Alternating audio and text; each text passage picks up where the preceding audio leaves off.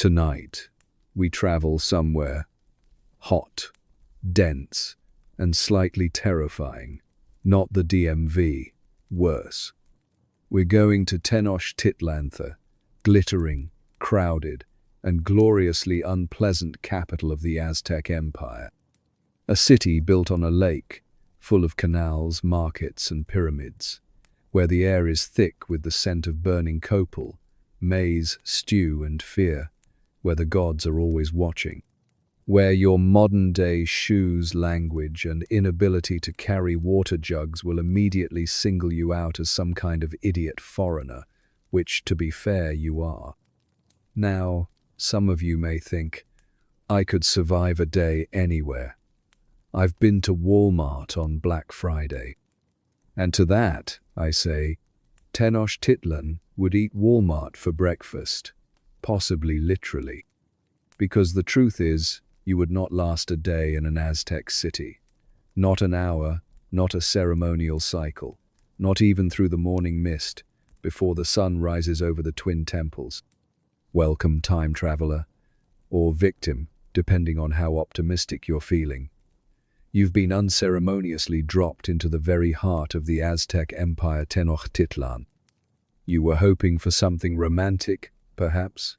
Wide, sun-dappled courtyards and polite cultural exchange? A noble prince or priest to guide you gently into this new world? No. Instead, you are lying face up on a hard floor in a house that is not yours, surrounded by walls made of adobe and a roof of thatch or reed matting. The first thing that greets your nose is not the scent of ancient glory. It is smoke, maize porridge, and the unmistakable sting of wood ash. Someone nearby is sweeping the floor aggressively. You are not part of the sweeping. You are very likely in the way, and you are most certainly not wearing the right clothes. Welcome to your first 5 minutes in the Aztec capital. You've already made 2 mistakes, breathing too deeply and existing too loudly. Tenochtitlan, in case you missed the briefings, which you did, is a city built on a lake, not next to a lake, on one. The Mexicali people we now call the Aztecs built it up from a marshy island in Lake Texcoco. Over the centuries, they expanded it outward using raised garden islands called chinampas and connected it to the mainland with long, straight causeways. If you walk in the wrong direction this morning, you may simply fall into a canal. Please don't. The city is bustling, beautiful, and perfectly content without your clumsy interference. Now, let's orient you. You're in a calpulli, which is the name for a neighborhood or district, usually organized by kinship or trade. You're not sure who you're living with. No one's offered you coffee or explained your role.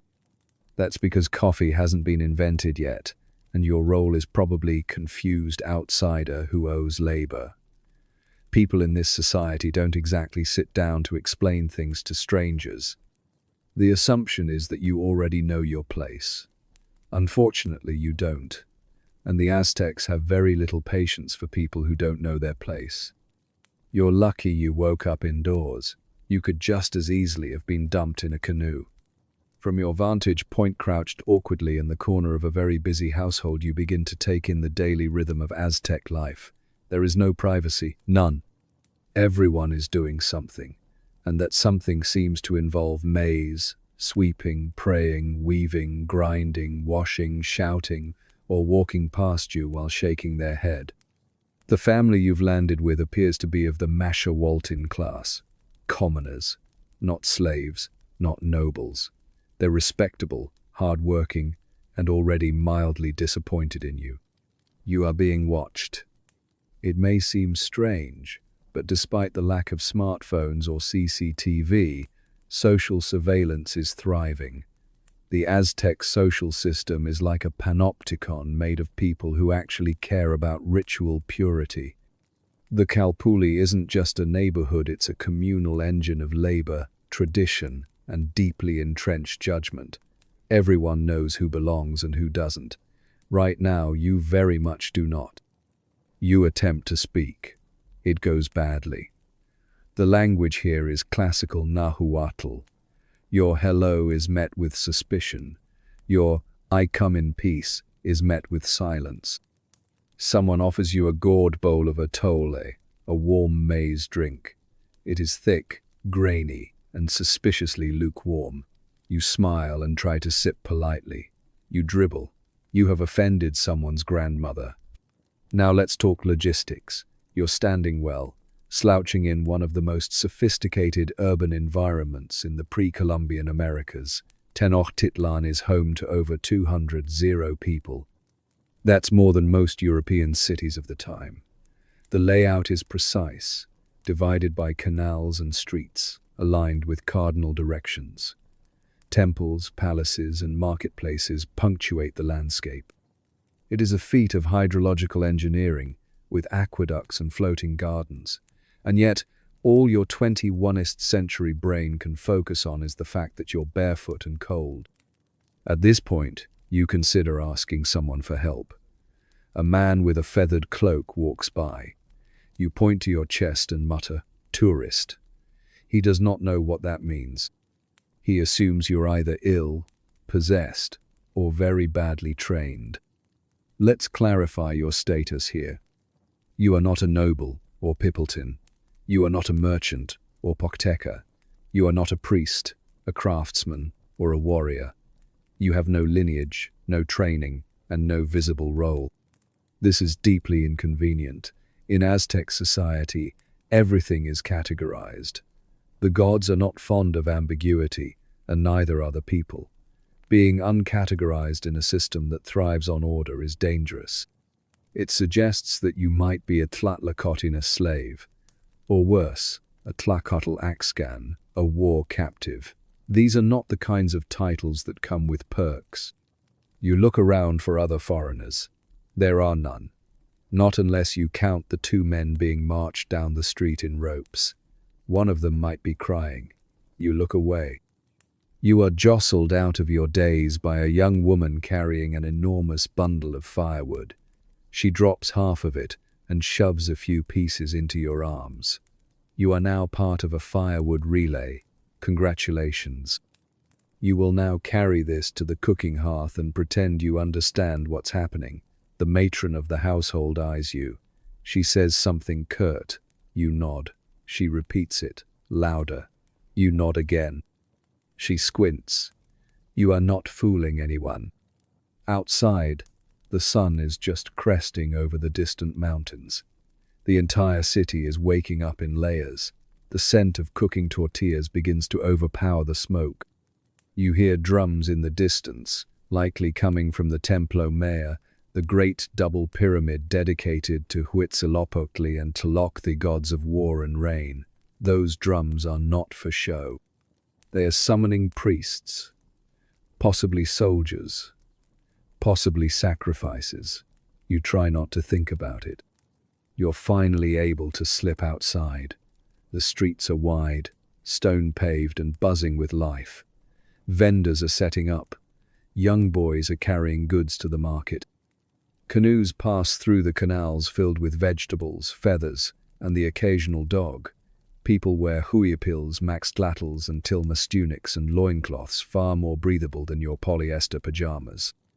You are sweating already, even in the cool morning. Then someone shouts. You turn. A man with face paint and a jade necklace is pointing at you. He is accompanied by two others carrying wooden batons. You run. This is a mistake. Running implies guilt. You are tackled within 30 seconds and dragged back to the Calpulli. It turns out you were being recruited for communal labor, or tequio. Everyone owes service. You don't get to opt out. It's not personal. It's just your turn. You are handed a broom made from stiff grasses and told to start sweeping the plaza. You begin, badly. You sweep dust onto your own feet. A small child corrects your technique with a withering look. By now, your muscles are aching. The sun is higher. Your mouth is dry. You are allowed a break and handed a tamale wrapped in corn husk. It is the most delicious thing you've eaten all day. It is also the only thing you've eaten all day. You look up. In the distance, you see the enormous temple again, standing tall over the city. Somewhere up there, smoke is rising. You think you hear chanting. You tell yourself it's just a ceremony.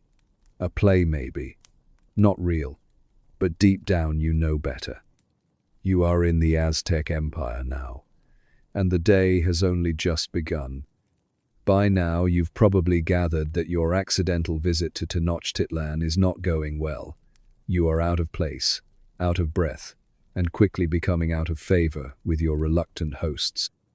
You might be tempted to believe that if you just explain yourself, someone will help you find your place, a kind priest maybe, or a wise elder, or someone in charge. Let me stop you right there. The only thing worse than being nobody in the Aztec Empire is thinking that you're somebody. Because in Tenochtitlan, class is not just a social concept, it's a law of the universe, an immovable structure, a divine pyramid, and you, dear listener, are not on it. Let's break this down, slowly, gently, as your existential dread starts to seep in. At the top of Aztec society is the Huey Tlatoani, the great speaker. He is not just a political figure. He is a sacred embodiment of the people's will, the gods' desires, and occasionally his own appetite for war. If you were hoping to meet him, you'll be disappointed. You will never be in the same room, plaza, or astral plane. The only time a person of your standing sees the emperor is from a distance or on the steps of the temple, right before your heart is removed in his honor. Beneath him are the Pippleton, or nobles. These are the families with lineage, land, and the kind of bone structure that screams, "I don't carry my own firewood." They wear better clothes, own better houses, and speak with a practiced disdain. They attend the Karmakak, the elite school where they learn reading, ritual, astronomy, and how to frown politely at people like you. If a Pippleton notices you at all, it is probably because you have spilled something in their path. Then we have the Poctocarth merchant class. They're not nobles, but they have money, power, and connections. They travel vast distances to trade obsidian, feathers, jaguar skins, and cacao. They know things, dangerous things. They also have private gods and their own guilds. You will not be invited to their meetings. Below them are the Mashawalton commoners. This is where your unlucky self has landed. These are the laborers, farmers, builders, weavers, and warriors who make the empire function. Their lives are defined by obligation, to their kalpulai, to their temple, to their gods, and to each other. It's an honorable class, but hard, very hard. Imagine a world where you are judged not only by your work, but by how enthusiastically you suffer through it. That's the Machiwaltin way. Within this group, there's a hierarchy of its own. Artisans and skilled tradespeople are valued, especially those who work with precious materials. Stone carvers, goldsmiths, and feather workers are highly regarded. You, unfortunately, have no skills.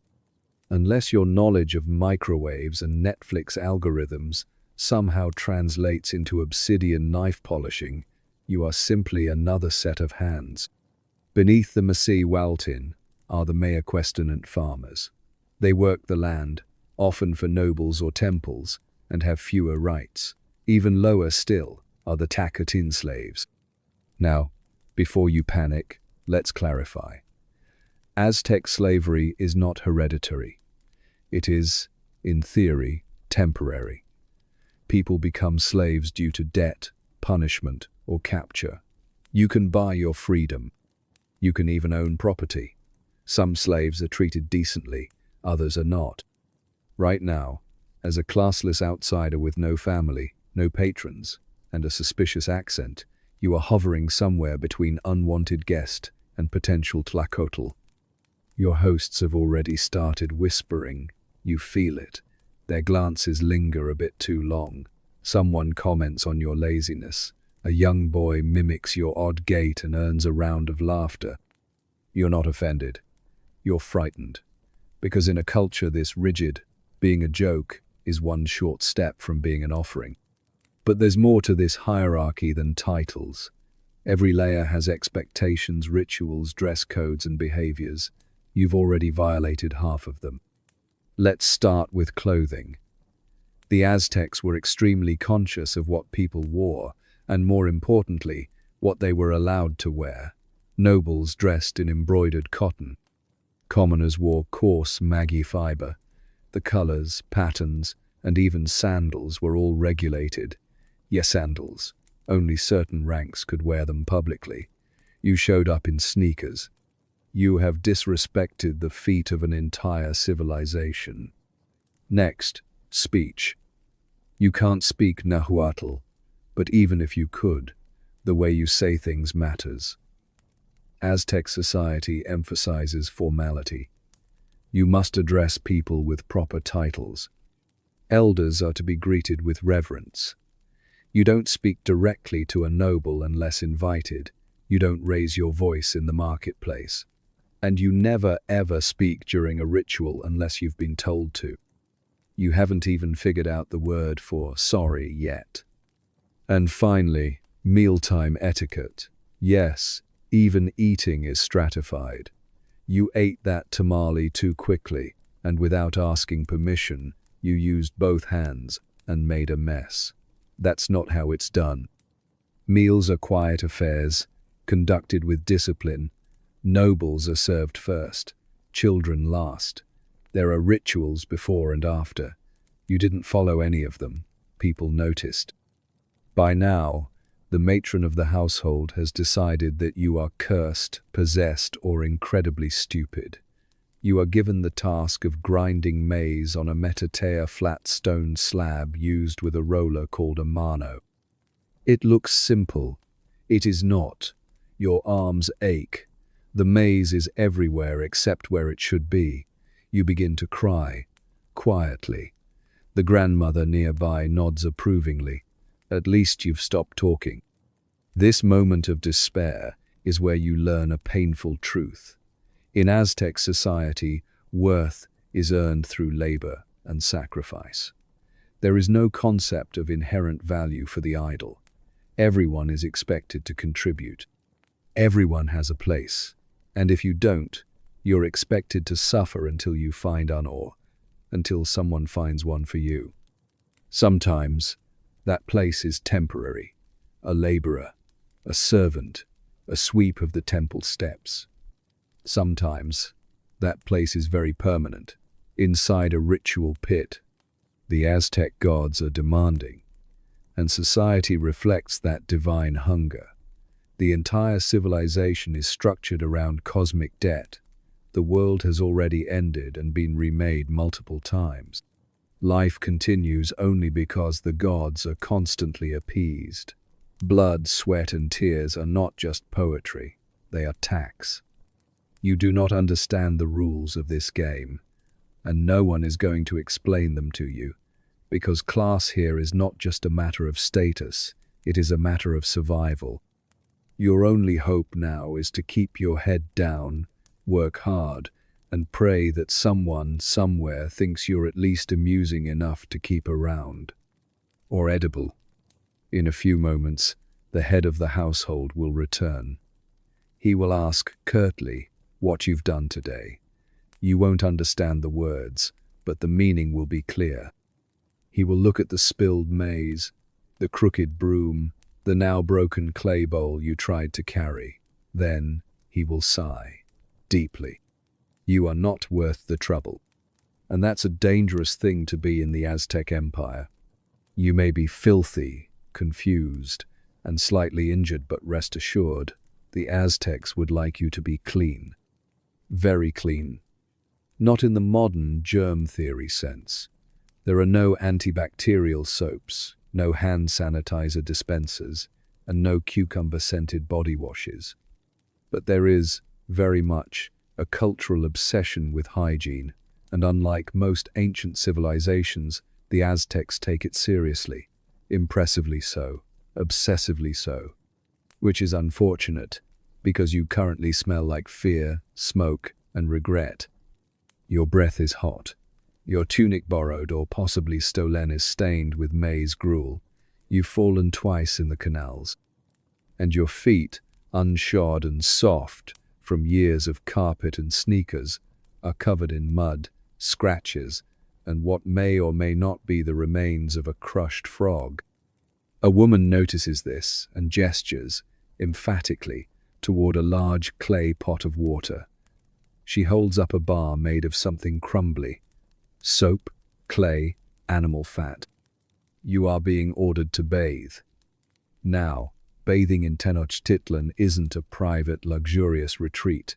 It is expected. It is daily.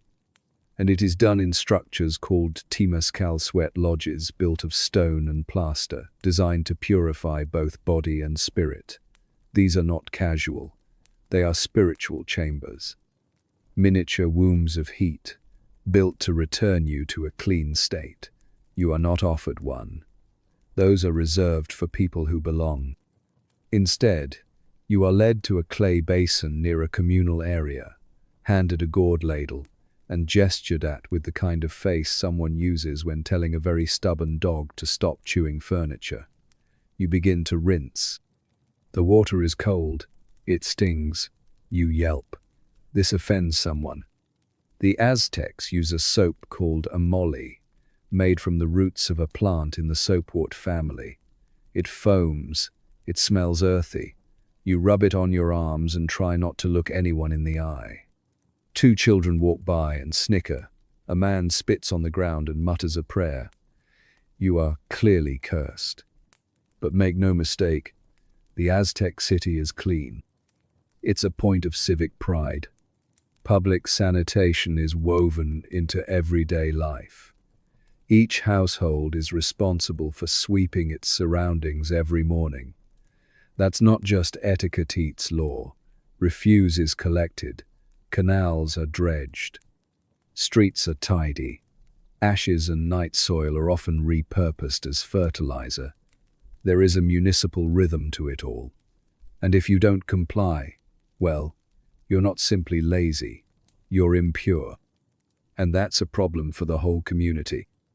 In your brief walk around the Kalpuli this morning, you probably noticed people brushing their teeth with chewed twigs, rubbing their skin with aromatic herbs, washing clothes in basins with smooth river stones.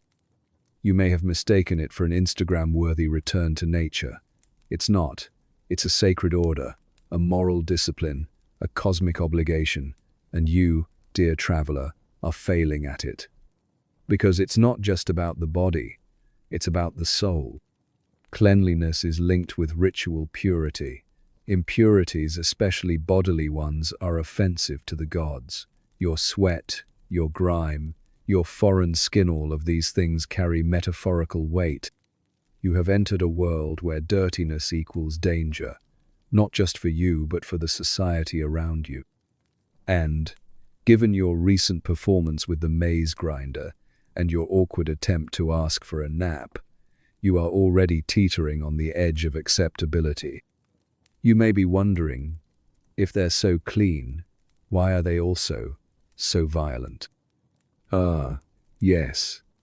Welcome to the Aztec paradox, a civilization of poets, philosophers, engineers, and priests who cut open chests with obsidian blades. Because while they value cleanliness, they also deeply value brutality, sacred, orderly brutality. Let's talk about that. By now, you've likely heard whispers drums in the distance, chanting, the occasional scream. Tenochtitlan is not subtle. At the center of this meticulously washed city lies the Templo Mayor, the great double pyramid where rituals are performed. Rituals that involve fire, blood, and death, and yes, sacrifice. But not just random killings. These are cosmic transactions. To understand why someone might be brutally killed in public and then have their blood lovingly cleaned off the temple steps with a straw broom, you need to understand cosmic debt. According to Aztec belief, the universe is precarious. held in place by the generosity of the gods and the obedience of mankind. The sun, for example, doesn't rise because of physics. It rises because it is fed, with blood, with hearts, with sweat, with tears. These offerings are necessary. Without them, the world ends. So every act of violence, it's not cruelty, it's insurance, life insurance for the planet. You, standing there half-bathed and emotionally fragile, are beginning to grasp this. You see the children in your host family draw figurines in the dirt little stick warriors holding knives. You hear a man explain to his son how brave men die for the sun. You feel the reverence, the pride, the inevitability. And you wonder, would they kill me? The answer, unfortunately, is maybe. You are foreign, an anomaly, a curiosity. If you can prove yourself useful, perhaps by hauling wood, working the chinampas, or performing labor without complaint, you might survive. You might even be pitied. But if you are deemed useless, you might become necessary in a different way. Because the Templo Mayor doesn't feed itself. It requires bodies. And while prisoners of war are the preferred offering, the gods aren't picky. An outsider, especially one that appears during an unlucky day on the calendar, could be interpreted as a divine sign, a gift. A volunteer, in the oldest sense of the word, someone chosen, not someone asked. You are rinsing your arms with muddy water and wondering if that soap root has given you a rash. A boy approaches. He offers you a dried flower. You smile. He points toward the temple. You do not smile anymore. Later in the day, you are invited voluntarily or otherwise to assist with cleaning a small neighborhood shrine. It's a simple structure, a raised platform, 2 clay idols, a few offerings of maize, flowers, and feathers. You are handed a broom made of stiff grass and told to sweep around the base. You do your best. You are watched. Not because people care about your skill, but because ritual spaces are sacred and your performance is now a spiritual issue. If you offend the shrine with sloppy sweeping or poor posture, you don't just embarrass yourself, you risk offending the god associated with it. This one appears to be for Sheep Totek, the flayed god of renewal. You don't know what he wants, but you're pretty sure it's not incompetence. The broom breaks. You panic. A woman replaces it silently. You do not make eye contact again. By sunset, you are exhausted. You have bathed, sort of. You have failed at sweeping, twice. You have been scolded for not removing your sandals near a shrine, even though you weren't wearing sandals to begin with. You have begun to understand that this society does not forgive easily, but it does forget, which can be worse. Because in Tenochtitlan, to be ignored is to be unnecessary. And in a world where every citizen is measured by their contribution, unnecessary people are dangerous to the balance. You do not belong. You are not clean. And you are being watched. Not by your host family, not by the priests, but by the gods. And they are always looking for someone to tidy things up. The good news is, you're still alive. The bad news is, you've been volunteered. After a disastrous morning of sweeping, failing to bathe properly, and unintentionally insulting a shrine, you've been assigned a new task. Something less spiritually risky, but physically inconvenient. You are going to help with agriculture. This sounds peaceful, perhaps even pastoral. You may be imagining sunlit fields, a gentle breeze, and rows of corn swaying like extras in a shampoo commercial. You are wrong. Because this is not Iowa. This is Tenochtitlan, the capital of the Aztec Empire, built in the middle of a lake, which means its agriculture is not done on land, it is done on water. Specifically, the Chainam Pass floating gardens. Or, more accurately, fixed artificial islands formed by layering mud, lake sediment, and decaying vegetation into long rectangular plots anchored by willow trees. Ingenious, efficient, beautiful even, but not designed with your comfort in mind. Your journey to the Chinampas begins before sunrise. Again, a member of your Kalpalithe, one who keeps calling you, that one who smells like burned soup, rouses you with a tap from a long stick. You are handed a bundle of tools, a wooden digging stick, a stone hoe, and a small woven basket for carrying seedlings. You are not handed instructions. Those are for people with time and patience. A canoe awaits, narrow, unstable, possibly made from the ribcage of an extremely large log.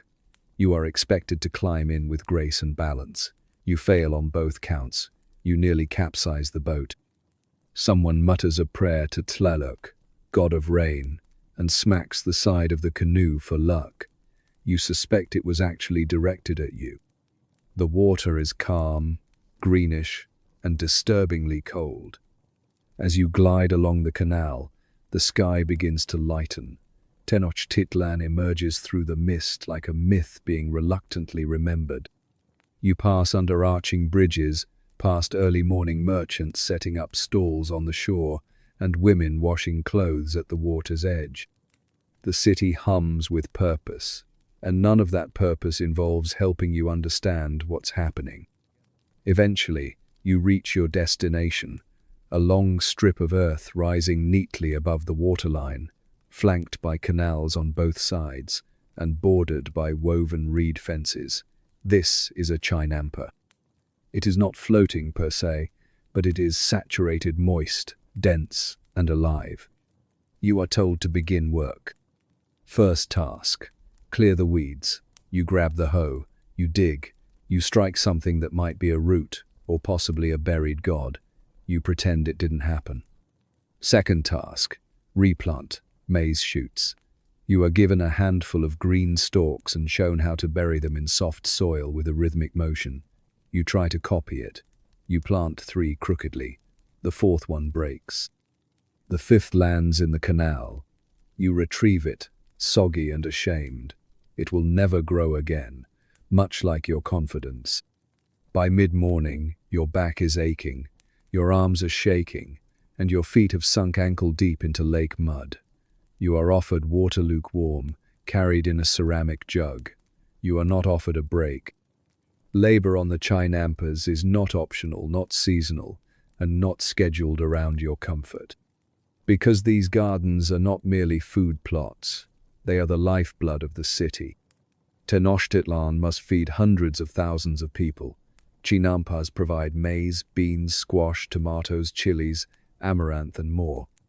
They are one of the reasons the Aztec Empire can maintain such a high population density. They are a technological marvel, and you are ruining them. The man supervising your work who has not smiled once gives you a long, expressionless stare. He then takes the hoe from your hand and demonstrates the motion again. He is faster, more precise, and somehow not covered in mosquito bites. You try to copy him. You strain. Your shoulder makes a noise it shouldn't. You are not built for this. Worse yet, you realize the schedule of labor is tied to the ritual calendar. Certain crops must be planted on certain days, under specific celestial conditions. Even agriculture is governed by cosmic obligation. If you screw this up, you don't just kill a plant. You offend the spirits of fertility. You begin to sweat. Again, as the sun rises higher, you are assigned to the irrigation crew. This involves scooping canal water with a Tikamatlagourd bowl and pouring it gently along the crop rows. You lose your balance. You tip over. The water goes on your leg. You try again. The water goes on someone else's leg. They hiss. You apologize in English. They raise an eyebrow. Eventually, the work slows. The crew rests in the shade of a willow tree. Tortillas are passed around. Dried beans. Maybe a bit of chili paste if you're lucky. You are handed a half tortilla and advised to chew slowly. You do. It is the best meal of your life. Someone speaks to you. Slowly, you catch one word, tlalioth. Another, metlattlfield. They seem to be teaching you. Perhaps as a joke, perhaps as charity. You nod. You repeat the words. Badly. They laugh. It's not cruel, it's just accurate. By early afternoon, the sun is unbearable. The lake reflects it like a mirror made of hot air and blinding regrets. You are reassigned to carry harvested bundles back to the canoe. The bundles are heavier than they look. You manage two before collapsing dramatically onto the ground. No one rushes to help you. Someone tosses a corn husk at your head. As you lie in the mud, arms trembling and face burning, you begin to understand something profound. This is the good life. 'Tis sweating in the sun, growing food, being part of the system is what millions of people strive for. To be part of the cosmic rhythm, to fulfill your role, to belong. You do not, and you probably never will. The man supervising you finally speaks again. He uses short words. One of them, you understand clearly, Miklan. The underworld. It's a joke, maybe. You paddle back in silence. You are covered in mud. Your back aches in 4 languages. You smell like decomposed vegetation and failure, but for the first time all day, you are calm. The Chinampas have taught you something. You are weak. You are ignorant. You are hopelessly out of place. But the earth doesn't care. It will grow with or without you. And if you drop dead tomorrow, someone will still eat the corn. You're back in the city proper, your feet squishing slightly in your makeshift sandals stitched together by someone who took pity on you, possibly out of mercy, or more likely to avoid the embarrassment of your toes flapping in public. Either way, your labor on the Chinampas has ended for the day. You are sore, sunburned, and beginning to smell like smoked maize and algae. But you are alive, and for now, that counts as a win. Then someone points down a street and gestures. The word is Tlatelolco. You don't recognize it, but it is repeated with enough emphasis that you understand. You're being sent to the marketplace. You are not ready. Tlatelolco is not just any marketplace. It is the marketplace, the economic heartbeat of the Aztec Empire. Located just north of the Templo Mayor, it stretches out like a sea of color, motion, and noise covering multiple acres and containing thousands of vendors on any given day. The Spanish conquistadors, when they eventually arrive and ruin everything, will be stunned by it. They will compare it favorably to the great markets of Europe, marveling at its order, scale, and sheer abundance. You, however, are not a conquistador. You are a confused, culturally illiterate bystander who doesn't even have cocoa beans, the primary form of small-scale currency here. Your odds of survival? Slim. Your odds of understanding anything? Lower. As you approach, the noise hits you first. Shouting, laughing, haggling. The clatter of goods being moved, bartered, dropped. The flutter of birds. The squawk of live turkeys in baskets. The steady beat of drums from a nearby musician. And the unmistakable rhythm of someone trying to sell you something you don't understand, in a language you don't speak, for a price you can't calculate. You hesitate. This was a mistake. The crowd presses in. People are everywhere, nobles in embroidered cloaks, farmers hauling sacks of chili peppers, artisans displaying wares under woven mats. The stalls are organized by category. Food in one section, textiles in another, tools and luxury goods farther back. It's brilliant, it's efficient, it's overwhelming. You attempt to step into a stall selling carved obsidian knives. The vendor, a woman with eyes sharper than her merchandise, gives you a once-over and frowns. You are not a customer, you are an obstacle. She makes a shooing motion. You back away and nearly fall into a stack of dried fish. Someone yells, "You've committed a cardinal sin of the market. You touched something without asking." The vendor scolds you. People stare. You consider fleeing. Instead, you try to redeem yourself by pulling something from your pocket, a granola bar, sealed in shiny plastic. You hold it up as a peace offering.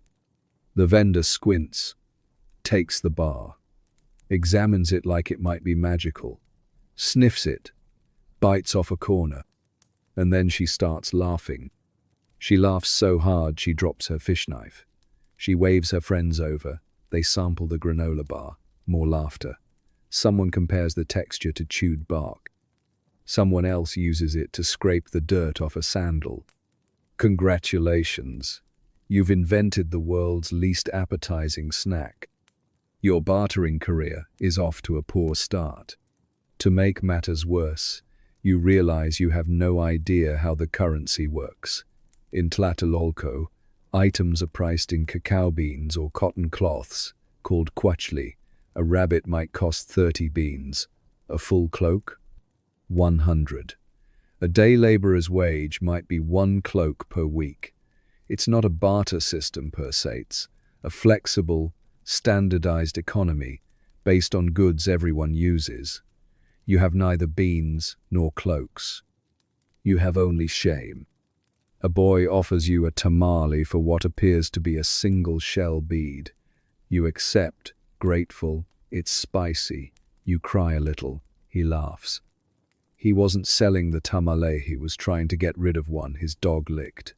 You've been swindled by a 10-year-old, economically and emotionally.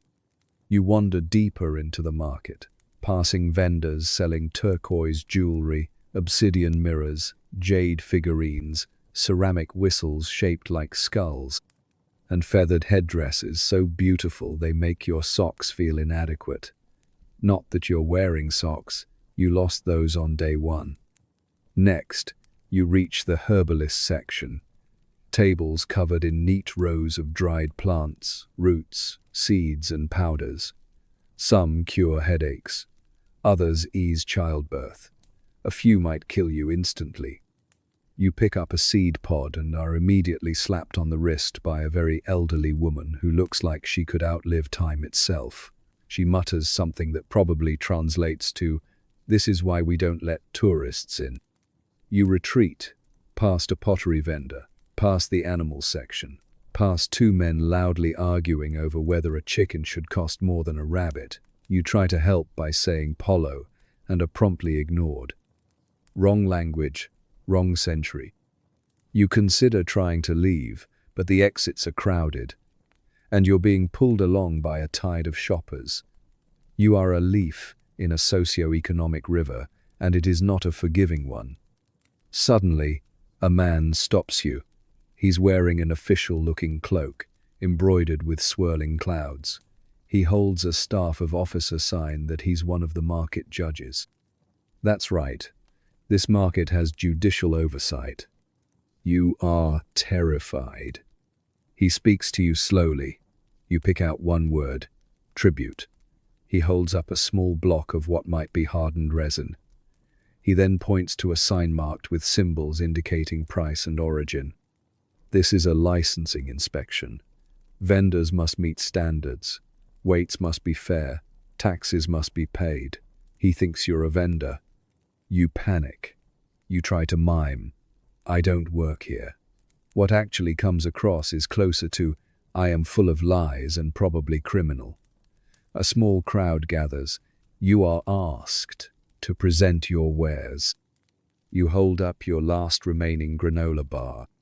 The judge eyes it, takes a bite, nods, then shrugs and walks away. Congratulations, you have been legally deemed not worth prosecuting. At this point, your only goal is survival. You huddle in the corner near a woman selling roasted insects. You eat a few.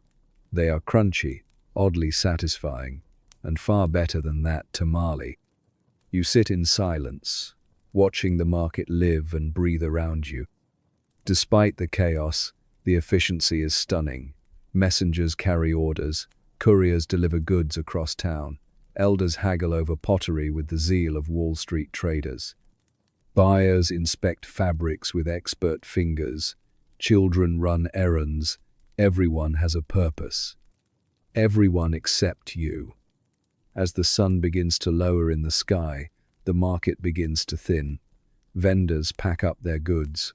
Leftover food is either sold cheap or taken home.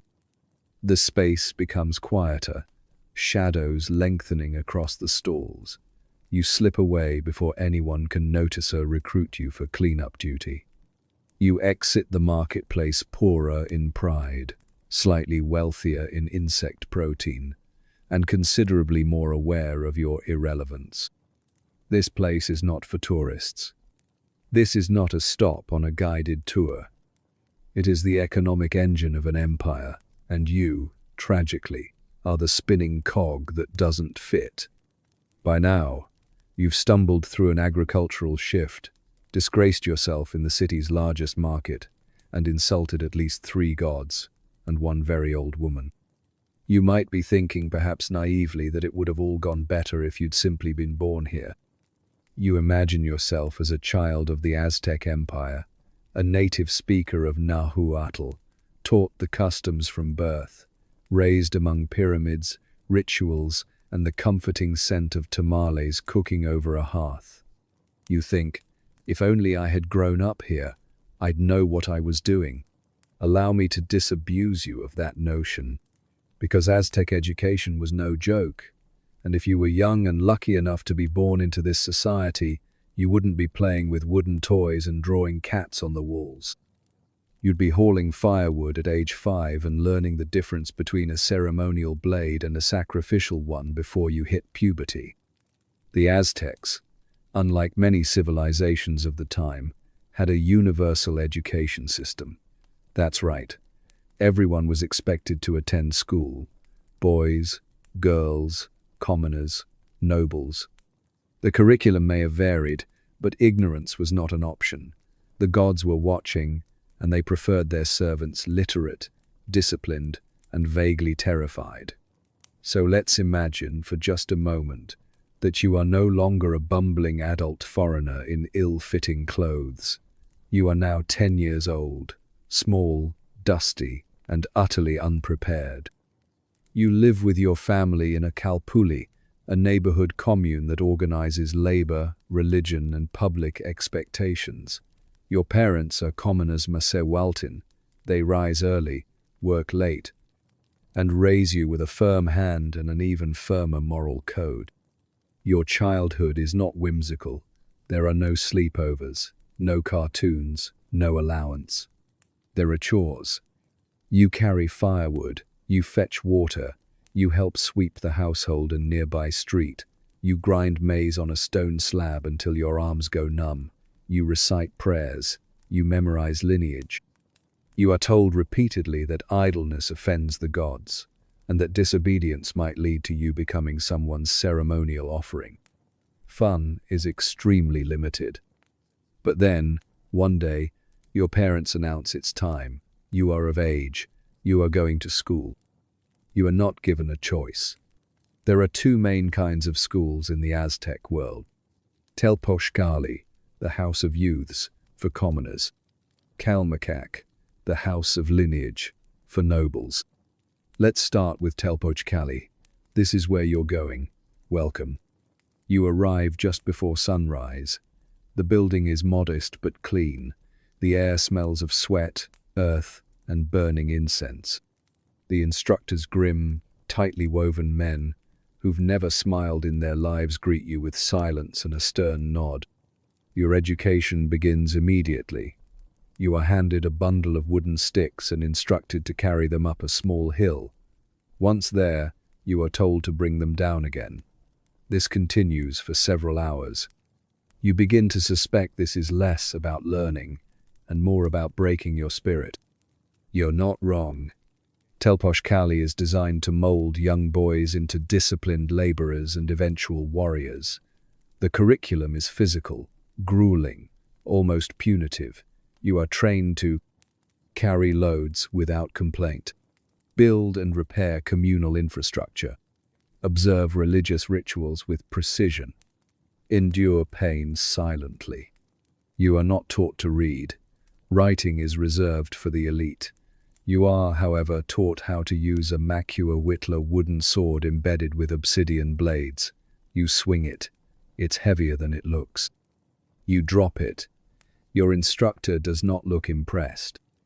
There is also singing, ceremonial songs, war chants, ritual hymns. You are expected to memorize them perfectly. If your pitch is off, you may be asked to stay after school and sweep the courtyard again. With your hands. There is no recess. There are no Lunchables. Your midday meal is a simple tortilla, maybe with beans if it's a good day. You eat quickly, sitting on the ground. Then, back to hauling rocks for temple renovations. You begin to wonder if staying an adult idiot tourist might have been the better option. But what if just for academic completeness you were noble-born? Congratulations. You're now a child of the Pippleton, the elite class. Your skin is moisturized. Your cloak has embroidery. You are sent to Kalmikak, the school for the children of priests, nobles, and high-ranking warriors. The building is larger, more elaborate. There are murals on the walls, feathered fans in the corners. Incense burns constantly, not just for ceremony, but for ambience. But don't relax just yet. Kalmikak is even harder. Here, you are trained to become a priest, scholar, or administrator. You learn astronomy, ritual math, calendar systems, history, and the proper pronunciation of over a dozen gods' names each, with its own taboos and intonation rules. You are taught to read pictographic codicesacred books made of bark or deerskin, folded like accordions and filled with symbols. You study tonal pohuali, the 260-day ritual calendar, and learn how to calculate the most auspicious days for weddings, planting, or human sacrifice. You are also, occasionally, flogged. That's not metaphorical. Discipline is enforced physically. Minor errors might earn you a warning. Major errors earn lashes from a magui whip or time spent standing still for hours while balancing weights on your arms. The gods do not appreciate mediocrity. You still haul firewood, you still sweep, but now you also chant prayers for 3 hours a night and memorize entire genealogies that trace your lineage back to a mythical serpent. There are no gold stars. Only the ever-present knowledge that failure in your studies could result in divine disapproval, which in turn could mean misfortune for your entire family line. No pressure. Girls, you ask? Yes, girls were educated too. They were trained mostly at home, but some also attended Kua Kakalai, or House of Song, where they learned music, dance, weaving, midwifery, and religious duties. Noble girls received more formal instruction, sometimes in special female wings of Kalmikak. They were expected to become priestesses, healers, or high-status wives. Girls were taught to be pious, modest, and hard-working. They rose early, they ground maize, they spun cloth, they offered flowers to household altars. And they were told, repeatedly, that childbirth was the battlefield of womena's sacred ordeal as noble as dying in war. No one had a carefree childhood. That concept doesn't exist here. So where does that leave you? You, as a grown outsider, are now lurking near the school compound, clearly out of place. Children give you sideways glances. One points and whispers, "Tetio ignotl God's orphan," a poetic insult. You are not amused. A teacher approaches. He asks who you belong to. You don't know how to answer. You try to mime, just visiting. He frowns, motions to the broom. You are now sweeping the school steps. Again, as you brush dust from sacred stone, you realize something sobering. Even the children here are more competent, disciplined, and spiritually literate than you are. They can recite prayers to Quetzalcoatl while balancing firewood. They can embroider, chant, and recognize 20 different calendar symbols. They are 10, and they pity you. You begin to weep softly into your broom. As dusk falls, school ends. Children return to their homes, humming ritual melodies and carrying small bundles of homework, likely involving cosmology or maze analysis. You are not invited to join them. You are simply left behind. You sit in the shadow of the school building, utterly spent. This empire is vast, beautiful, sophisticated, and completely uninterested in your confusion. Here, even the children have more useful skills than you. You've made it through the morning, barely. You've carried firewood with trembling arms, embarrassed yourself in the marketplace, and been outperformed academically by 9-year-olds. Your ego is a shriveled husk. Your back is a disaster. Your feet? Let's not talk about your feet. Now, just as the sun begins to dip and the heat mellows into a more breathable discomfort, someone hands you a bundle of copal incense. They point toward the center of the city, toward the twin pyramids of the Templo Mayor, and say a single word with the tone of a divine deadline: go. This is not a suggestion. It's time to pay your respects. Not to your host, not to the people, but to the gods. Because in the Aztec Empire, the gods are not metaphors. They are not distant ideas or gentle Sunday rituals. They are immediate, immense, and always watching. You are surrounded by divinity whether you believe it or not, and every step you take through this city is a step through a living pantheon. And you, unfortunate time traveler, have already committed a dozen offenses they may have noticed. So now, perhaps, is a good time to apologize. Let's start with orientation. As you shuffle forward through the streets, following others toward the center of the sacred precinct, you begin to notice the shift in atmosphere. The buildings grow more elaborate, the murals more intense.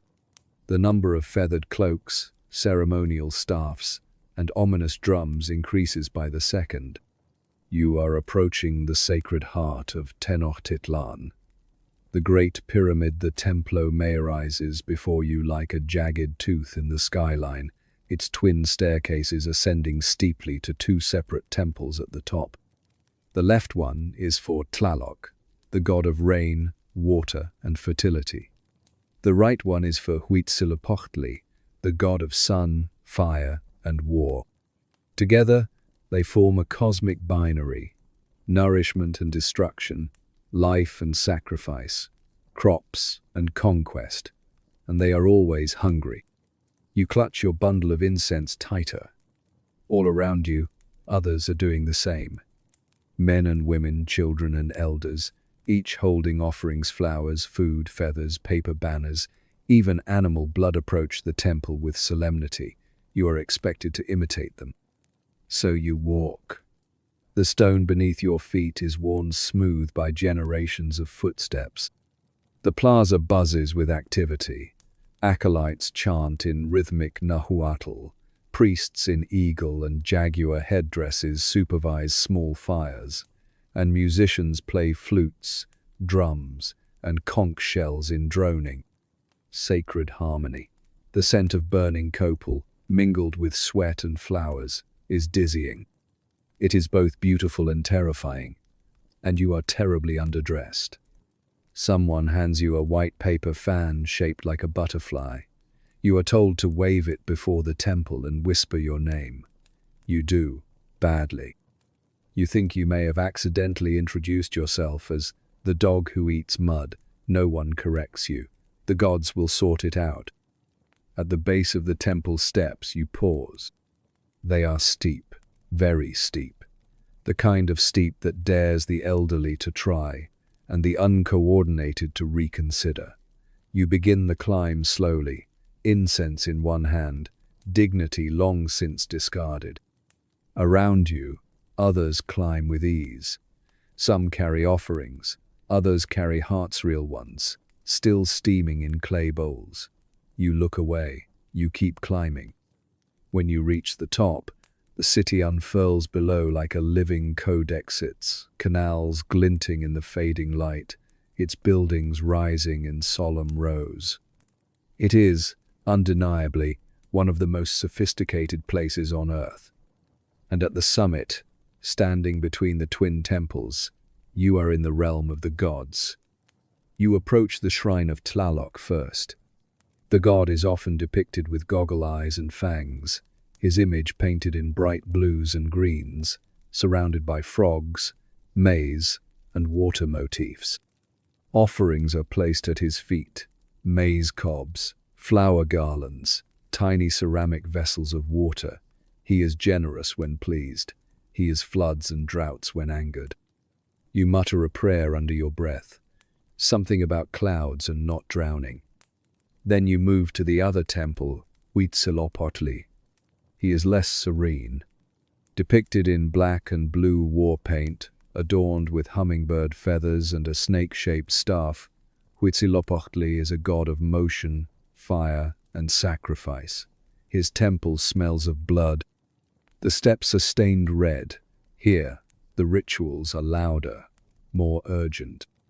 You bow, or something close to a bow. You offer the copal. You try not to tremble.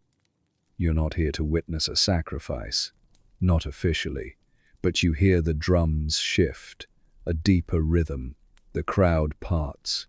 A group of priests appears, leading a bound figure up the steps. A human sacrifice is happening. This is not theater. This is not for tourists. This is real. The sacrificial victim is Karma pretending to be. He may be a prisoner of war, a willing tribute, or someone selected by omen. He is painted, adorned with feathers. His chest is bared. The high priest raises an obsidian blade, sharp enough to cut stone, certainly sharp enough for flesh. The drums stop. For 1 second, the entire plaza holds its breath. And then, you look away, or try to.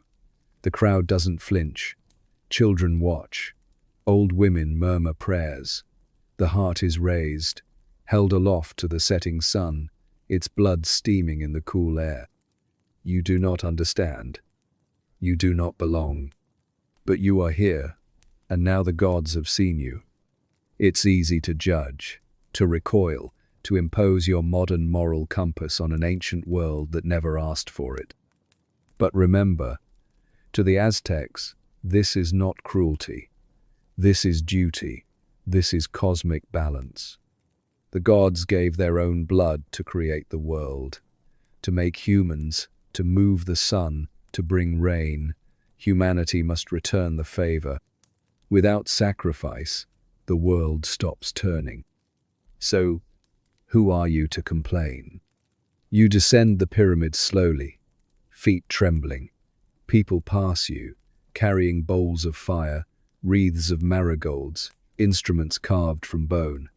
You are a ghost in their ritual. You do not matter. But you have seen something sacred, something terrifying, and the gods have seen you back. You return to your Kalpuli at dusk. No one speaks. No one asks what you saw. They already know. You sleep lightly that night. The Pantheon is watching, and you're starting to wonder how long they'll let you stay. By now, you may have accepted that you are woefully unqualified to exist in an Aztec city. You cannot farm. You cannot fight.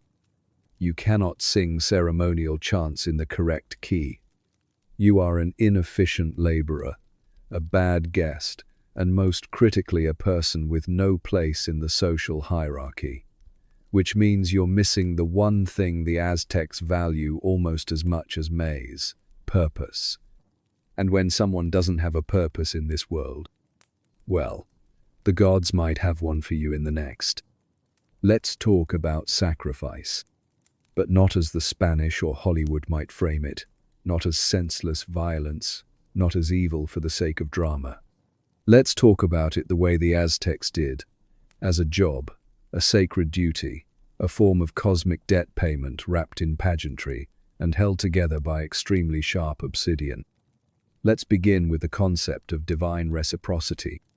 The Aztecs believed that the world was not only created through sacrifice, but also maintained by it. According to myth, we live in the fifth sun, the fifth iteration of the world. The previous four were destroyed. Giants, jaguars, floods, all of that. This one, our current sun, was set in motion by the god Nanahuatzin, who willingly leapt into a fire to become the sun itself. Problem was, the sun didn't want to move, not without blood. So the gods began sacrificing themselves, and they told humans, if you want to keep the sun rising, you'll need to keep that blood flowing.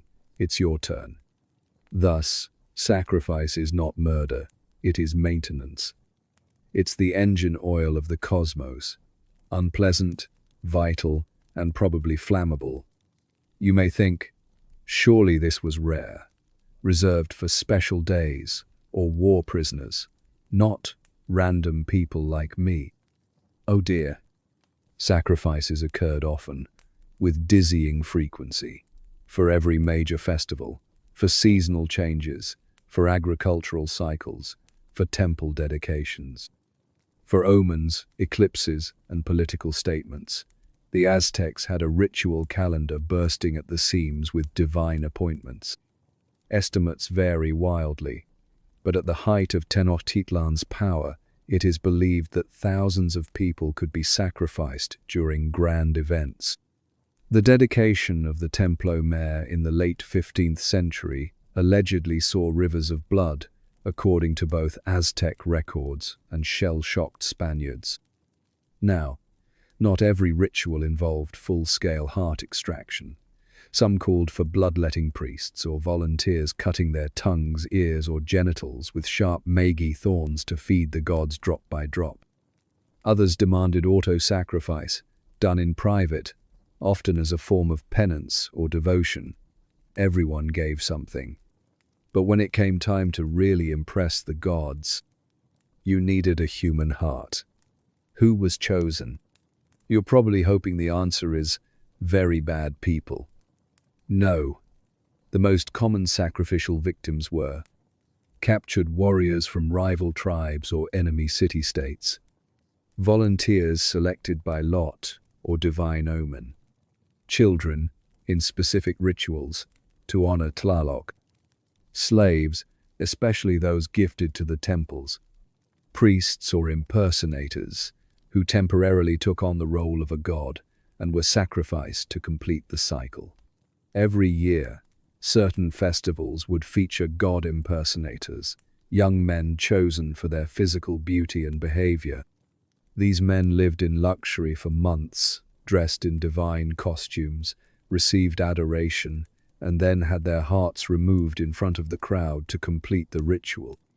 Their deaths weren't punishments, they were performances, final acts in sacred plays with extremely limited encores. You, as an unaccounted-for stranger, fall into a concerning category. You are not a citizen. You are not claimed. You are the human equivalent of loose change in a cosmic couch cushion.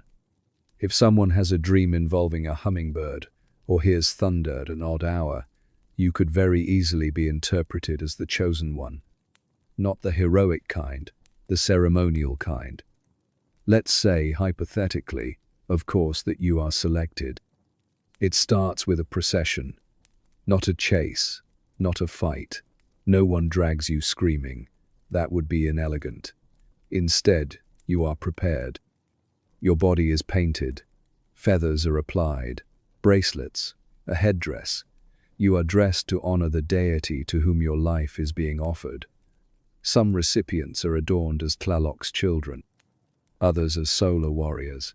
You might wear blue for the rain gods, or red for the sun. You're given pulque, a mildly alcoholic beverage made from the magi plant. It's meant to calm your nerves. It doesn't help. You're led to the top of the pyramid. The drums begin, that deep chest-rattling rhythm that says, the universe is listening. The priest is waiting. He is not cruel. He is doing his job. He is trained, practiced, and possibly fasting for days in preparation. He holds the Tecpatl, the obsidian blade. It gleams in the sunlight. It is impossibly sharp. You lie on a sacrificial stone, your back arched, chest exposed. 4 assistants hold your limbs. You look up at the sky, or try to. Then comes the blade. It is fast, it is messy. The heart is raised, still beating and presented to the deity. Your body is sometimes cast down the pyramid steps. Other times it's used for ceremonial burial or dismembered to feed the divine symbolism of the ritual. You are now part of the cosmic machine. You have value. You have purpose. Too bad you had to die to earn it. Back in the plaza, the crowd disperses. The priests burn incense. Someone recites your name badly, in your case. The people return to their lives. The sun continues to rise. And the gods, for now, are pleased. Of course, this may never happen to you. You might be spared, ignored, allowed to die quietly in a corner of a calpuli from exhaustion, dehydration, or sheer existential dread. That's a different kind of sacrifice, unofficial, but appreciated nonetheless. But never forget, you are being watched. In the Aztec world, nothing is wasted. Not sweat, not blood, not even confused foreigners with poor posture and bad pronunciation. The next time a priest walks past you and looks twice, remember, that blade doesn't ask for explanations. Just your chest. Let's imagine a different version of Yuan where, instead of being mistaken for a sacrificial offering, you somehow impress someone enough to be handed a weapon. It's unlikely. But let's say your accidental stumble during a shrine cleaning is interpreted not as clumsiness, but as a divine omen of martial destiny. Someone saw you carry that firewood without sobbing well, only a little, and decided you might have potential. Congratulations, you've been reassigned. You are now training with the warriors. Don't celebrate yet, because if there is one universal truth in the Aztec Empire, it's this. Being a warrior is never optional, and it is never, ever over. Let's start with the basics. Aztec society was built on a warrior ethos, not just the military elite, but society as a whole respected and elevated martial values.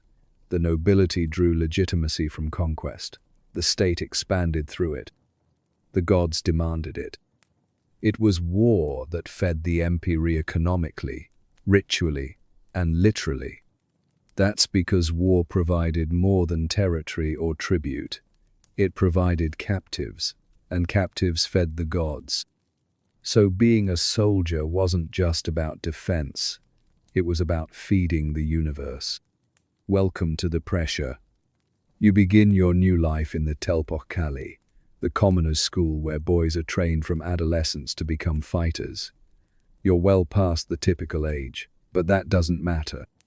You're treated like a large, confused child. You're handed a wooden macuahuitla sword-shaped club, embedded with razor-sharp obsidian blades and told to hit a tree. You miss. You're told to try again. You hit your foot. There is laughter. You try to laugh too, but it comes out as a wheeze. Training begins before dawn and ends after sunset. You run. You lift rocks. You practice formations. You chant war songs in Nahuatl while carrying bundles of wood across uneven terrain. There is no armor. There are no breaks. There is only discipline. Your instructor is a veteran.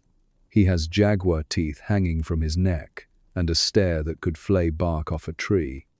He says little, but when he does, it's usually about how you hold your macuahuitl like a dead fish. You do not respond. You are afraid of him. This is wise. Eventually, you learn that there are warrior society specialized orders that distinguish elite fighters. The two most famous are the Eagle Warriors Quafli, fighters associated with the sun and sky, brave, aggressive, deadly. The jaguar warriors, ocelotl, stealthy, fierce, and intimidating, often dressed in full jaguar pelts with roaring masks. You will never become one of them, but you will see them stalking through the Kalpuli in their elaborate regalia, feathers and fur, obsidian clubs strapped to their backs. Children admire them, women nod with approval. Old men tell stories of their battles. They are rock stars, killing machines, walking myths, and every single one of them had to earn their title not by skill, but by capturing enemies. Not killing, capturing. Because dead bodies are useless to the gods. A proper warrior brings captives back alive, to be sacrificed ceremonially. A single capture marks you as a competent soldier. 4. You can join an order. 20. You become a legend. Your chances of capturing even one enemy, below 0. But still, you are expected to try. As you continue your laughably late and unenthusiastic training, you begin to grasp the seriousness of the role. There is no such thing as off-duty. Aztec warriors do not lounge around, polishing weapons and composing poetry between campaigns. Although, to be fair, some do compose poetry. It's an emotionally complex military. Even during peacetime, warriors are active, maintaining discipline, performing rituals, offering blood through self-sacrifice, training the next generation, and preparing for the inevitable next battle. Warfare is seasonal, yes, but the mind of the warrior is always engaged. Sleep is brief, pain is ignored, fear is merely another god to defeat. And if you die in battle, that's the best-case scenario. Falling in combat or dying in ritual sacrifice are the only guaranteed ways to reach the highest afterlife, the House of the Sun, where the souls of fallen warriors rise each morning to escort the sun across the sky before becoming hummingbirds. You, currently wheezing in the dirt, may become a mole at best. Then one morning, it happens. The war horn sounds. Not for training, for real. There's a campaign. A neighboring Altepetlan independent city-state has resisted tribute demands. It's time to remind them why that was a bad idea. The warriors assemble, faces painted, makwa wheatles sharpened. You are handed a bundle of dried meat and a very thin shield. You are expected to join the march. You try to protest. A priest paints your face anyway. The army moves quickly, hundreds strong. It follows the causeways out of the city and into the hinterlands. The march is hot. Your back aches. The man behind you mutters a prayer to Tezcatlipoca, god of the smoking mirror. You pretend to know it. You arrive at dawn. The battle begins with songs and ritual chants. Spears fly, clubs swing, men shout names of ancestors. You duck behind a bush. At some point, someone hands you a rope and gestures toward a stunned enemy. You lunge. You trip. You land on the enemy. He is just as confused as you are. But somehow, miraculously, he surrenders. The warriors cheer. You are lifted to your feet. Your captive, who may be concussed, is paraded back toward the main force. You, by default, are credited with the capture. You are given a feather. Just one. But in Aztec society, that means something. You return to the city. Your limbs are trembling. Your clothes are filthy. But for the first time since arriving, someone calls you Tlacochcalcatl House of the Spear. It's a compliment. You are offered a place at the communal fire. You accept. You burn your maize cake, but no one mocks you this time. Later that night, you sleep under the stars with the warriors. The drums beat softly in the distance. Someone sings a battle hymn. It's in Nahuatl, but you understand the rhythm now. For a moment, just a moment, you belong. Then someone reminds you you'll need to do it again next season. And again, and again. Because once you're a warrior, you're never off duty. Not even in your dreams. You thought maybe, just maybe, that as the sun dipped behind the mountains, as the air cooled and the sweat dried on your torn tunic, you might finally catch a break. You've survived one full Aztec day, more or less. You've been mistaken for a peasant, a prisoner, and a potential sacrifice. You've hauled things, dropped things, eaten questionable things. You've seen hearts offered to the heavens and nearly lost yours in the process. Surely now it's time for rest. A soft mat, maybe. A cup of pulque. A moment of silence. But no, because in Tenochtitlan, the sun going down does not mean the city goes to sleep. The city simply changes gears. At first it's subtle. The market stalls begin to roll up their reed mats. The incense smoke grows thicker as household altars are lit with evening offerings. Mothers gather children. Young men return from the chinampas with bundles of produce strapped to their backs. And then you begin to notice the sounds, not diminishing, just changing. The daytime noise of commerce and construction fades. In its place comes something different, more rhythmic, more deliberate. The thrum of hand drums, the lilting rise of flutes, the soft, dry rattle of shell anklets tapping the stone streets in time. You are not entering night, you are entering ritual time. The Aztecs didn't end the day with dinner and bedtime stories. They celebrated the stars.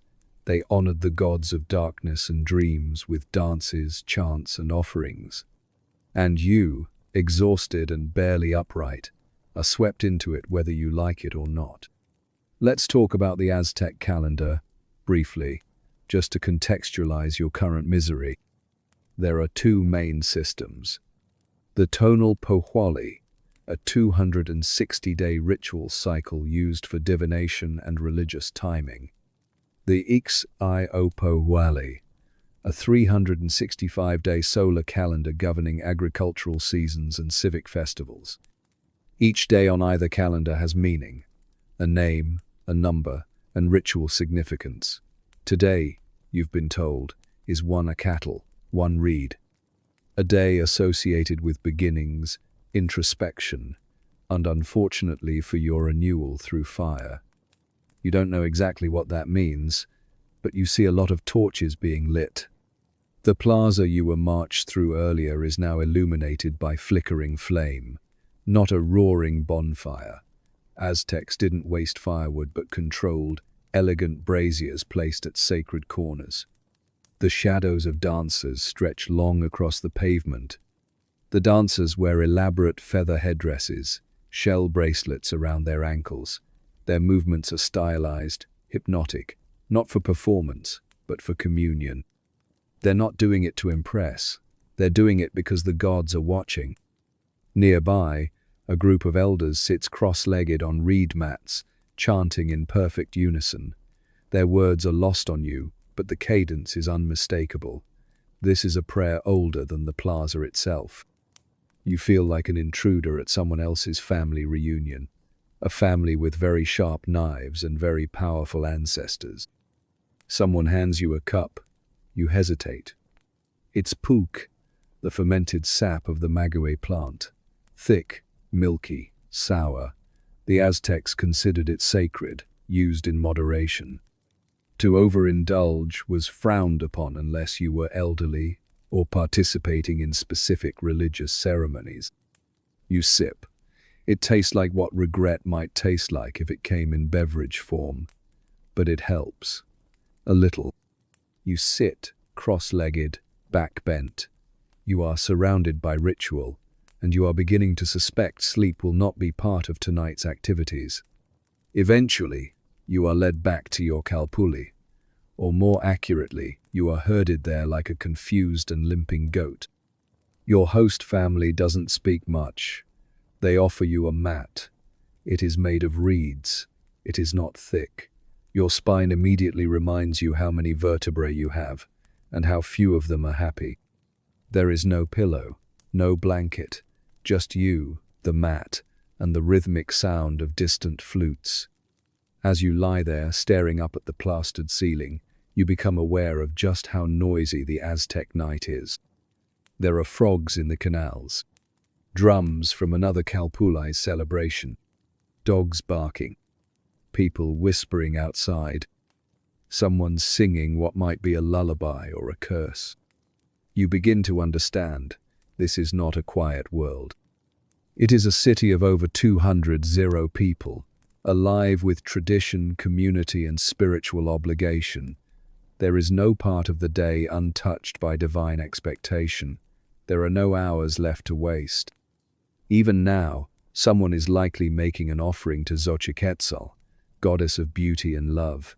Someone else is burning paper for Tezcatlipoca, hoping to avoid a nightmare. Children murmur prayers for protection from nocturnal spirits, and nearby, a lone priest is undoubtedly watching the stars, recording the movement of Venus, predicting the shape of tomorrow. You shift awkwardly on your mat and pray not to be chosen for anything. At some point, a child wanders over and hands you a small obsidian mirror. You assume it's a toy, but then the child bows and says softly, Mictlantecuhtli sees you. You laugh nervously. The child does not. Mictlantecuhtli, god of the underworld, rules the lowest and coldest region of the afterlife. The mirror is a symbol, a reminder. You do not sleep well after that. It's easy to romanticize ancient civilizations from a safe distance, to marvel at their architecture, rituals, and mythologies. But being in them, that's different. Being surrounded by a culture that never stops, that demands attention, devotion, and participation at every moment, even at night, isn't just exhausting, it's humbling. You are not the center here. You are barely a speck. And the city is not resting. It is listening, even now, to footsteps, to prayers, to your soft, uneven breathing on a borrowed mat. If you're lucky, the gods will ignore you. If you're very lucky, you'll make it to morning. It's barely morning. The sky is a faint shade of purple, the stars only just retreating. You haven't truly slept. Your mat has done to your spine what human sacrifice might do to your dignity.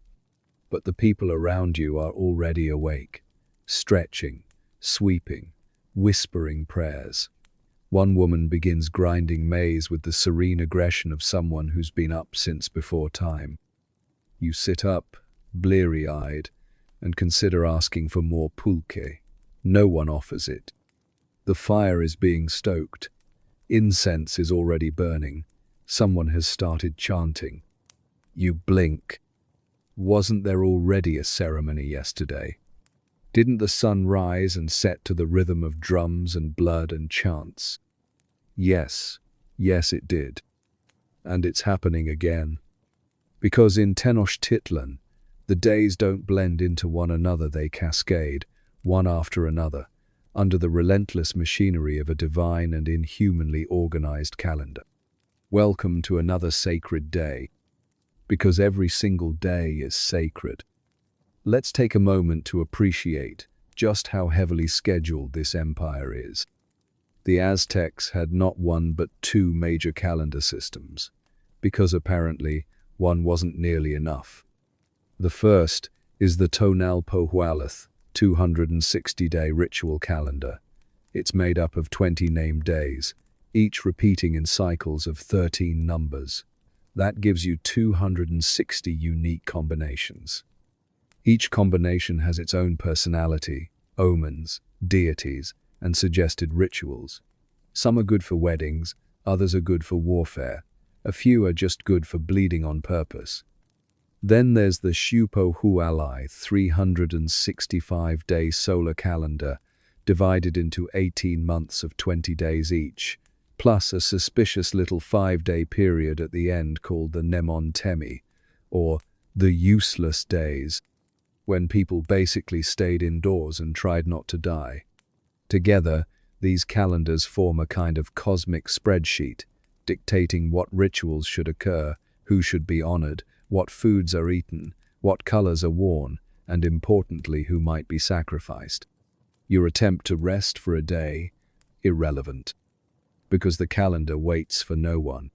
Today, you learn, is the start of Etzalqualistlythe, eating of maize and beans, a 20-day period associated with Tlaloc, the rain god, and Chalchutlikyu, the goddess of rivers and lakes. There will be offerings of tamales, singing of sacred water hymns, and because of course child sacrifices. You freeze at that last part, but the woman grinding maize beside you nods calmly.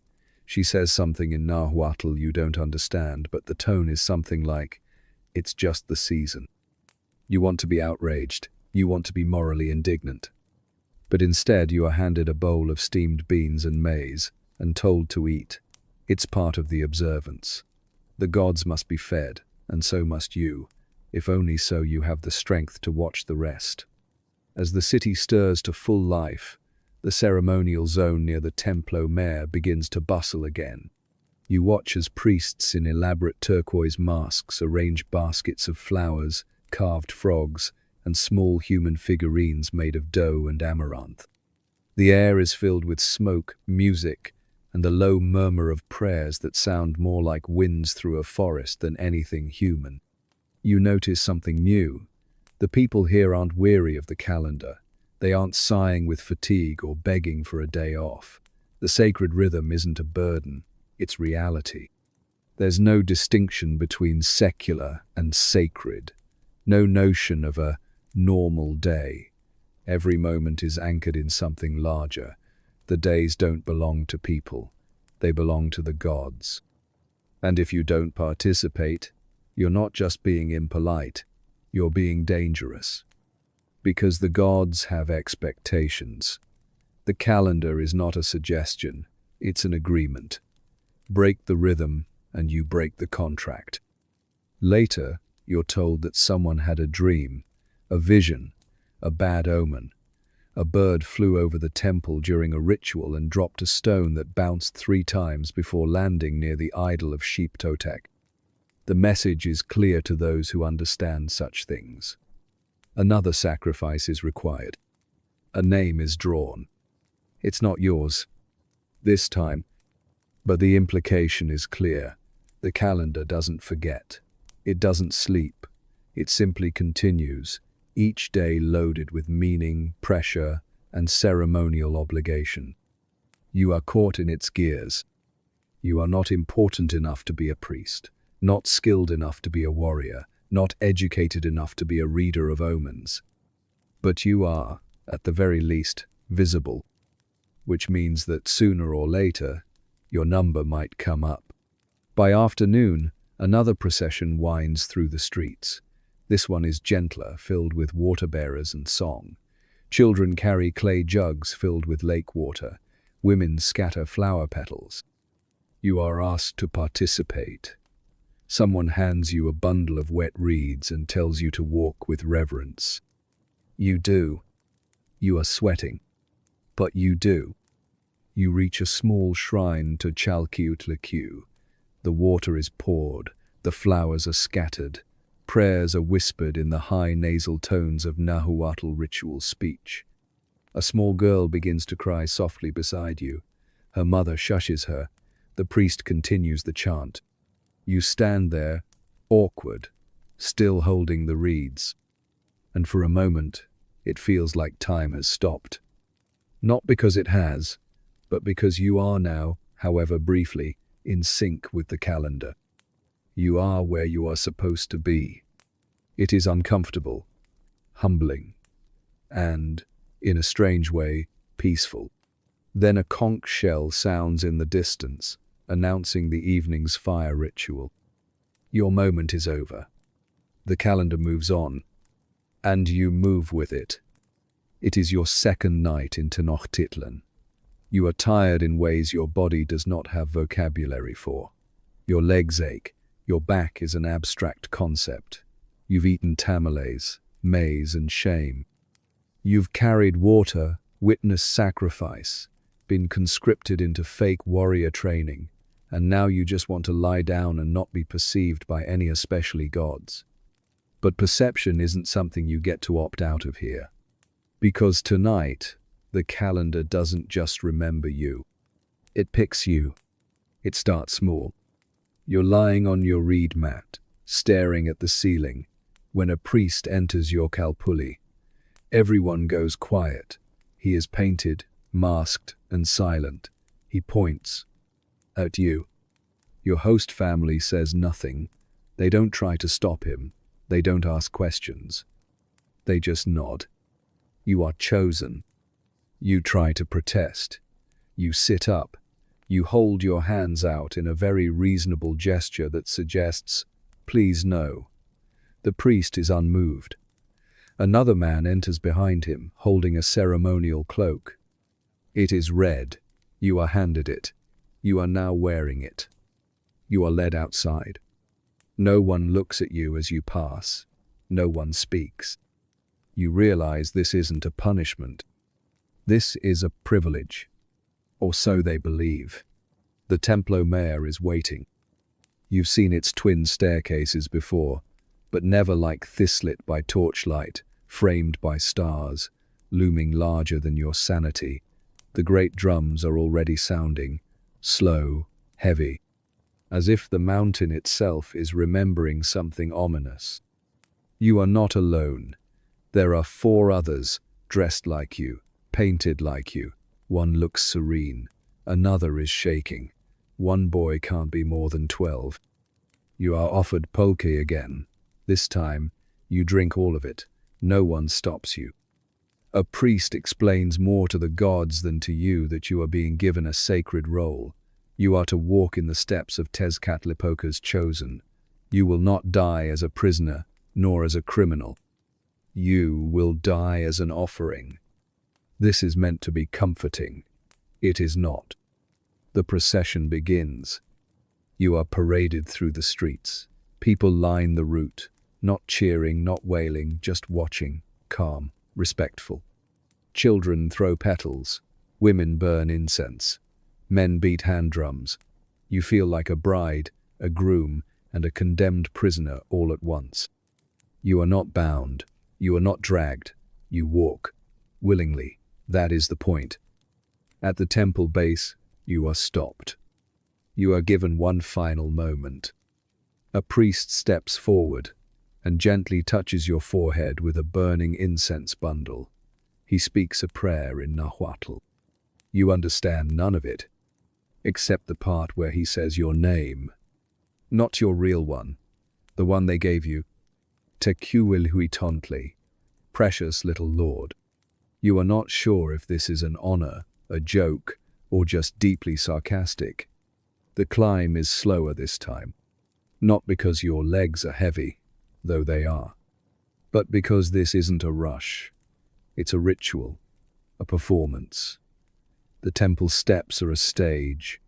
You are the actor, and the gods are the audience. At the top, you see the high priest again. You see the obsidian blade. It is perfectly clean. That bothers you more than it should. The priest chants. He holds up a paper banner, then a feather, then a heart. Not yours, not yet. You lie on the sacrificial stone.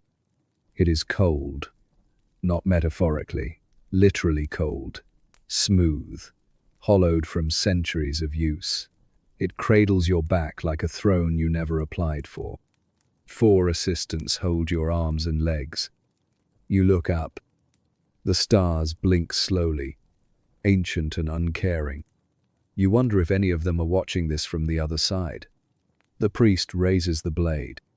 There's a pause, not a hesitation. A ritual pause, a moment to let the universe lean in and listen. The drums stop. The crowd below falls silent. You inhale, and then, nothing. There is no scream. There is no pain. There is only release. A brief moment of silence as your heart is lifted to the sky, beating for a few seconds in the open air, offered to gods whose names you never learn to pronounce. The priest speaks your given name once more. Tranquil hutantly. Then he casts your body down the temple steps. It lands with a thud, not unceremonious, just practical. You are now part of the cycle. Your blood joins the others, your heart feeds the sun. Your name, your borrowed name, will be recorded by a scribe on bark paper. No one will know you are from another time, another place. Because now, you belong here. Completely. Back in the Kalpuli, your mat remains empty. The child who once gave you the obsidian mirror walks by and says nothing. The fire is out. A drum echoes faintly in the distance. And the city moves on.